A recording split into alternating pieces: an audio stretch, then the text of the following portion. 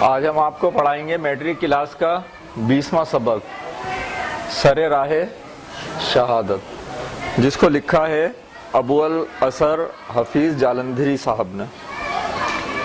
آپ کی ولادت سن 1900 عیسوی میں ہوئی ہے اور آپ کی وفات 1982 عیسوی میں ہوئی ہے۔ محمد حفیظ نام حفیظ ہی تخلص اور ابو الاثر کنیت تھی۔ کنیت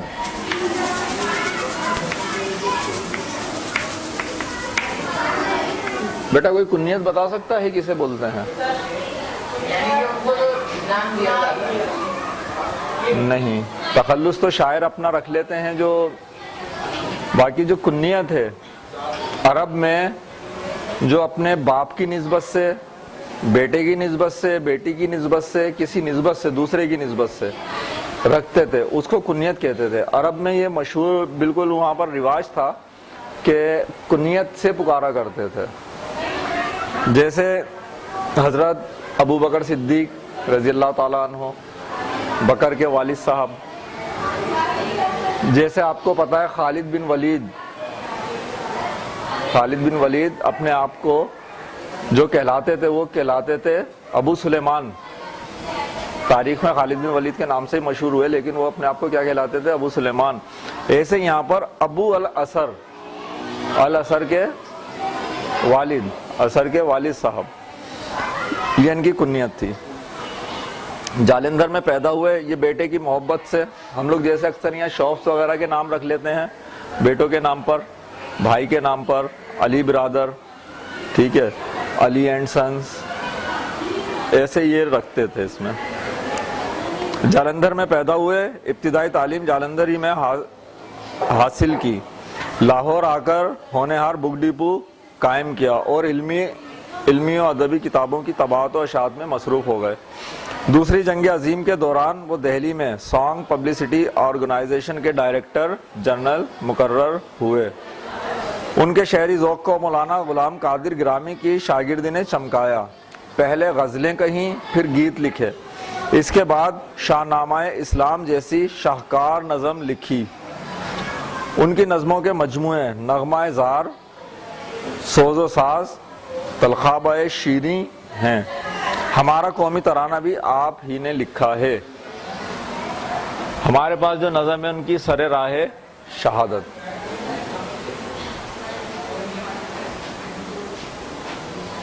حاصل تعلم کیا ہے؟ مطلع کی تعریف کر سکیں گے اور نشاندہی کر سکیں گے، نظم کی تشریح کر سکیں گے، استعارے کے بارے میں جان سکیں گے۔ نظم پڑھ لیتے ہیں۔ وہ حمزہ ناز تھا اہل عرب کو جس کی طاقت پر، فدا ہونے چلا تھا اب بھتیجے کی صداقت پر۔ یعنی کہ حضور پاک صلی اللہ علیہ وسلم کے جو چچا ہیں حمزہ، ان کے بارے میں لکھا جا رہا ہے۔ وہ حمزہ ناز تھا اہل عرب کو جس کی طاقت پر، فدا ہونے چلا تھا اب بھتیجے کی صداقت پر۔ یہ جو اس کا شعر ہے پہلا، دراصل یہی مطلع ہوتا ہے۔ غزل کا، قصیدے کا جو پہلا شعر ہوتا ہے اس کو آپ مطلع کہتے ہیں، اور یہ جو آپ کے پاس ہے تو نظم میں، لیکن یہ قصیدہ ہے، شاعری کی اقسام میں قصیدہ ہے، یہ تعریف کی جا رہی ہے اس میں۔ رسول پاک کے چہرے سے ایک رقت نمایاں تھی، یہ وہ رحمت تھی جس کی کوئی غایت تھی نہ پایاں تھی۔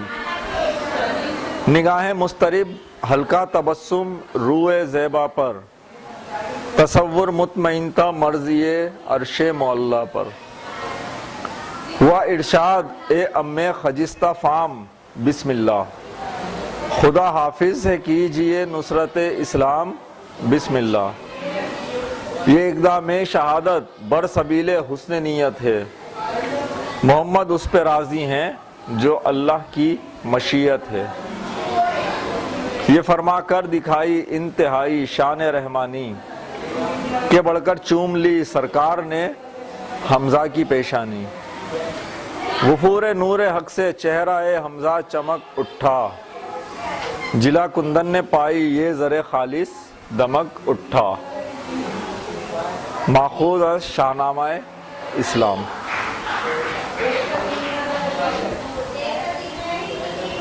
حضرت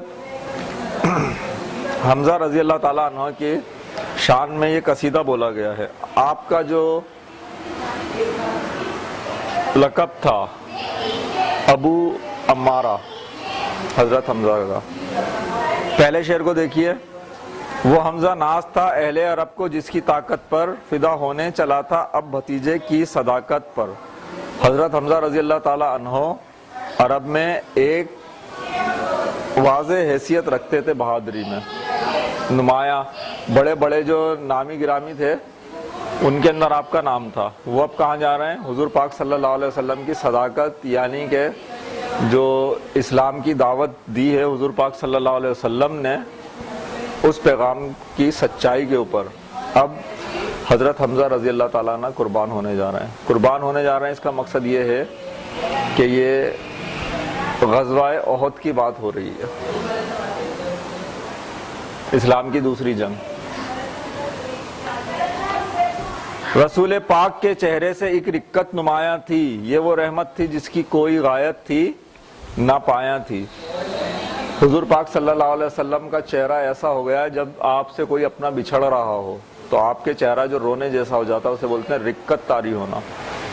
رکت نمایاں تھی، یہ وہ رحمت تھی جس کی کوئی غایت تھی نہ پایاں تھی، یعنی کہ یہ رحمت سب کے اوپر تھی، مطلب کی نہیں تھی، بے مطلب تھی، نہ پایاں تھی، اس کی کوئی حد بھی نہیں تھی، اس کا کوئی اختتام بھی نہیں تھا۔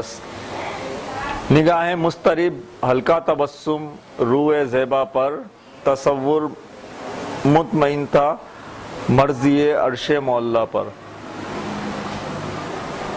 بے چین نگاہیں تھیں، چہرے پر ہلکا ہلکا تبسم یعنی مسکراہٹ بھی تھی، اور اندر سے یہ سوچ کر آپ مطمئن تھے کہ اللہ تعالیٰ کی مرضی یہی ہے۔ کس کی بات ہو رہی ہے؟ یہ حضرت حمزہ کی تو اوپر بتائی تھی، آپ ذرا دوسرا شعر پڑھیے جی، حضور پاک صلی اللہ علیہ وسلم کی۔ پہلا شعر حضرت حمزہ کے بارے میں بولا گیا ہے، اس کے بعد جو بتایا گیا ہے رسول پاک کے چہرے سے ایک رکت نمایاں، حضور پاک کی بات چل رہی ہے۔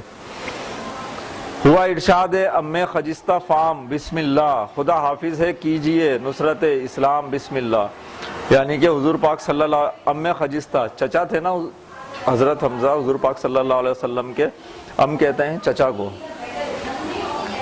جی، تو کہا ہے اے میرے چچا بسم اللہ کیجئے، خدا حافظ ہے، اللہ آپ کا اب نگہبان ہے، نصرت اسلام، اسلام کی فتح کے لیے آپ لڑنے جا رہے ہیں، قربان ہونے جا رہے ہیں، بس جنگ کے لیے نکلتے ہیں۔ یہ اقدام شہادت بر سبیل حسن نیت ہے، محمد اس پہ راضی ہے جو اللہ کی مشیت ہے، یعنی کہ یہ جو ہم لڑنے جا رہے ہیں، شہادت حاصل کرنے جا رہے ہیں اگر، تو یہ بر سبیل حسن نیت ہے، بطور نیک نیتی کے ہے، اور میں بھی اس کے اوپر راضی ہوں، محمد اس پہ راضی ہے، اپنے آپ کو بولا گیا ہے، محمد اس پہ راضی ہے جو اللہ کی مشیت ہے، یعنی میں اس کے اوپر راضی ہوں جو اللہ تعالیٰ کی مرضی ہے، اللہ تعالیٰ کی رضا میں راضی۔ یہ فرما کر دکھائی انتہائی شان رحمانی کہ بڑھ کر چوم لی سرکار نے حمزہ کی پیشانی۔